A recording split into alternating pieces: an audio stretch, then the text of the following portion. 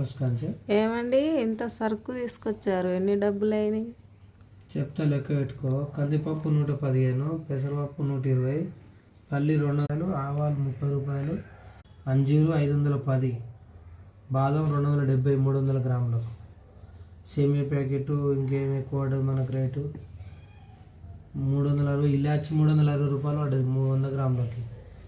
ఎంత ఎంత 360 రూపాయలు.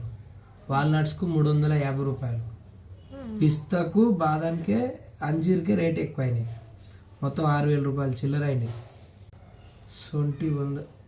సొంటికి రేట్ వేసి పుట్నాలు నోటి. కొబ్బరి నూనె అలా ఎలా సబ్బుల కవర్లో 200 గ్రామ్ రాసిన 200 ఉంది.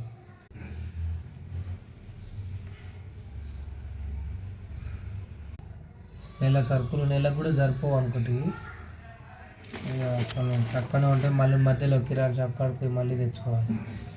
ఒక 9,000-6,000 అంటే మళ్ళీ ఇక మీ కూరగాయలు అది మొత్తం నెల ఖర్చులు మాకు ఇవి 6,000 అంటే మళ్ళీ ఒక 10,000 రూపాయలు ఇంటి ఖర్చులు అవుతున్నాయి ఈజీగా, రైస్ కాక ఆయిల్ వీలు మొత్తం కలిపి.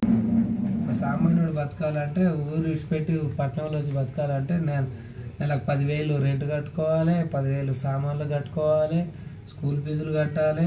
మామూలు బతకాలంటే కష్టమే పట్టణంలో. ఎంతైనా కష్టంగా పట్టణంలో ఉన్నంత కష్టం పల్లెటూరులో ఉండదబ్బా. వచ్చినట్టు కనబడితే కానీ పైసలన్నీ అయిపోతాయి, ఏం ఉండవు, ఏం మిగిలివు. ఆ పూటకు దంచుకొని తినాలి తప్పించి ఏం ఉండదు. Bye friends, bye. మీకు కూడా ఎట్లా సామాన్లు అయితే వీడియోలో కామెంట్ చేయండి.